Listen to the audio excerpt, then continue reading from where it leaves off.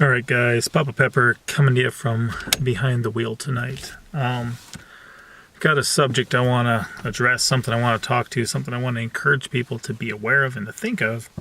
And I'm going to use a certain example from my own life experience. Again, this is a way that I relate it into a way that people can understand it. I'm not trying to speak bad about others. I'm not trying to speak good about myself. I'm just sharing a story the way it happened and hopefully provide some insight into the situation I'm trying to explain to you guys.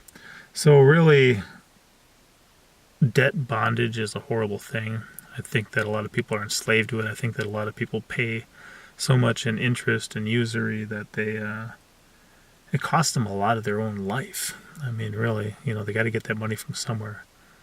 So a lot of times just to have something quick and easy and now will cost you days, hours, days, months, potentially years, as opposed to another way of doing it. I don't owe anyone anything, and I mean to keep it that way. The only thing we did have a couple years ago is our house mortgage, and we just sold the house. We sold it ourselves, cut the realtors out of the deal. Just sold it ourselves, which is a fantastic story. I got to share that sometime. I've been meaning to do that for a couple of years now on Steam. It was to share how we sold our house ourselves in one weekend, and we're done with it. But unfortunately, people these days, they get to the point where they don't own anything the bank owns at all. And then to try to buy it back from the bank just costs a ton more than the stuff is actually worth. People wind up with, like $800 end tables when they should be, cheap. Situation I'm going to share is I spent a lot of my life in jail. And not because of things I did wrong, but in the jail ministry. I certainly spent a lot of my life doing things that should have landed me in jail. I just never went down that hard for anything that I actually landed up there. I never did. Praise God for it. I know who I became on the streets. I can just imagine who I would have became if I would have spent that amount of time in jail or prison. Not that I shouldn't have. I should have, according to man. But thankfully never had to go through all that. So anyway, when I was, forever changed by Jesus Christ and sobered up and no more drugs, no more alcohol, no more stealing, no more all the illegal activity I was up to constantly. No more of that. Had an opportunity to head back into jail and try to minister to these guys. So I spent a lot of time doing that. Sometimes I'd be down there about 5 nights a week early on in our marriage, me and Mama Pepper, and sometimes I'd spend hours and hours and hours there.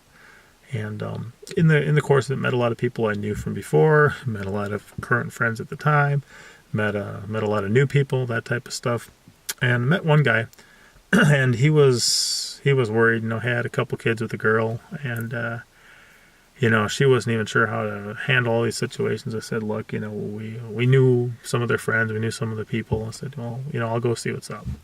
So I went over there, and pretty much, her main fear at the time was they were going to lose the furniture. They're going to lose the furniture. And, what is that? Seriously, I don't care if you see the way I dress, if you see the vehicle I drive, if you see my hair, if you see whatever this is on my face, I'm concerned about the heart of the matter, not what it looks like. But anyway, so what is that? You're going to lose the furniture. And what had happened is, it was an anniversary or something. They were celebrating something. The guy takes his girl out to a rent-to-own store. He says, whatever you want, it's yours. So, of course, she picks out a lot of nice things that have a price tag on them, and they begin paying for them every month of their life over and over and over again, and kind of tongue-in-cheek, but not really in a funny way, but still humorous, just, like, hey, you see that? It's a $400 end table, but don't worry, by the time I'm done buying it for you, that thing's going to cost like $1,000. What is that? Don't fall for that. Don't fall for the predatory loans. Don't fall for rent-to-own furniture. Don't do these things. So anyway, we said, all right, whatever. And you wouldn't believe how hard of a time it is just to walk into one of those places and say, hey, what does that person owe? Okay, we're taking care of it today.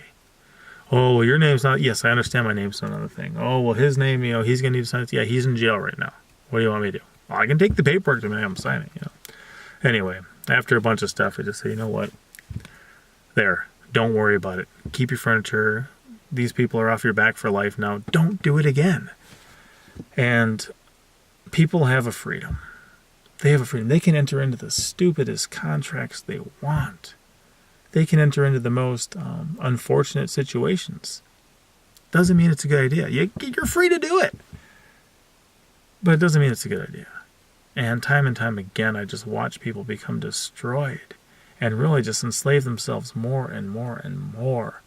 And, they don't own their cars. They don't own their couches. I used to pick up my couches on the street corner. If it didn't smell too much like urine or have too many cat stains or dog hair on it, we would pick it up and we would bring it home. And we would use it as a couch, That's an option. You can get things to sit on, but they don't own anything. They don't own their educations. They don't own their houses. They don't own their cars. They don't own the food in the fridge because it's all on their credit card. And, by the time they get done paying for it, you know what that meal's going to cost? Guys, it's a trap. It's a trap. Cut back on your expenses. Free yourself from whatever debt bondage you're in. Don't sign up for more. And if you're not good with finances, don't have a credit card. Don't apply for a loan. Don't go to a payday advance cash loan place like, you're paycheck to paycheck, right? Because that's the way they like to keep people, paycheck to paycheck. By the time you get to the next week, you better have ran out because we need you to come back to work for the rest of your life. And if it doesn't kill you, hopefully you can sign up for a lifetime supply of, prescription drugs at that point. And just, whatever the American dream is these days, I don't even know. I think there was a time when a company moved out of America. I think it was down to somewhere in South America, and they opened a factory and they began having people work. And every employee would work for a week. They would get their paycheck and they would quit. And the people couldn't understand it. What is this? They're not coming back for more. They're not coming back. Well, yeah, at the time when they had a week's paycheck, they could support them and their family and whoever else for a very long time at the cost of living they were having there. They didn't need to come back to work. They got out of it what they wanted to. They said, great. They said, we got to find a way to solve these problems. We got to find a way to solve this. So the story is they took Sears Roebuck catalogs and they put them in the break room. And then all these people started looking at all this stuff they didn't have. That they didn't have. And then it became stuff that they wanted. They taught them to covet. They taught them to lust after things that are worthless and then trade their lives for it to get money to buy that stuff. Okay, and now it's even worse because, like I said, you want the stuff and somebody will, hey, just pay me 4 times what it's worth and I'll buy it for you right now. Stop falling for it, guys. Life is more than things. Things are dumb. I saw a guy the other day. He had a new vehicle. Okay, a while ago he had a new vehicle, and I pointed to mine. I don't know if you've ever seen the paint job. You've probably seen it's got some of this stuff, falling off of it, and it's a bi-colored vehicle because it was white, and all sorts of the paint's flaking off, so you just got the raw metal undertone underneath. The guy had another new vehicle, and I said, you know what? I said, you got to learn how to shop for vehicles. He says, why? What do you mean? I said, look at mine. I said, that's a keeper. That's a keeper. I don't need to go buy a new one. I've got a truck, I don't mind if I got to take a cross-country trip to make sure I've got enough cash on hand or enough money on my, card that if my vehicle gets destroyed, I just pay cash for a new one and keep going. It hasn't happened yet, but that's the way I like to travel. That's the way I like to live. My life is not a car. My life is not what I wear. My life is not what things I own. My life is relationships and the life that I'm living. It's not things. And it's certainly not, the things certainly aren't so important that I'm going to trade away years and years and years of my life just to pay interest because somebody else has more money for me, more money than me, and they're willing to buy it for me now. That's all a bank is, guys. That's all a loan is. That's all a mortgage is. That's all a payday, advance, cash, whatever thing is. And even that, I'll get back to that. So you're paycheck to paycheck and you can't afford anything else, and it's so hard that eventually you get behind, and then you go to a place and says, sure, just give us like 2 paychecks when you get yours. Now that's not exactly the terms, but how does that work? It's just another weight upon your shoulders to crush you. Don't fall for it, guys. Don't rent to own your furniture. Just don't. Avoid debt. Those are my ideas. A lot of times you signed up for a 30-year mortgage. I couldn't do it. I signed up for a 15, and we were going to pay it off in the next like 3 or 5, but at some point we said, you know what, we're just done. We're done. We're not playing that game anymore. And we'll see what the Lord has for us. So another random ramble, but I hope that stuff makes some sense to you. I hope you guys think about that. Knock it off, and don't raise your kids to covet. And like I said with the Sears and Roebuck catalog in the break room, maybe cancel your cable. Maybe quit watching so many commercials. Maybe quit having people point out to you all day long, every day, the things that you don't have that you really should, and then you would be happy. Yeah, give up on the things. Life is more than that. Papa out.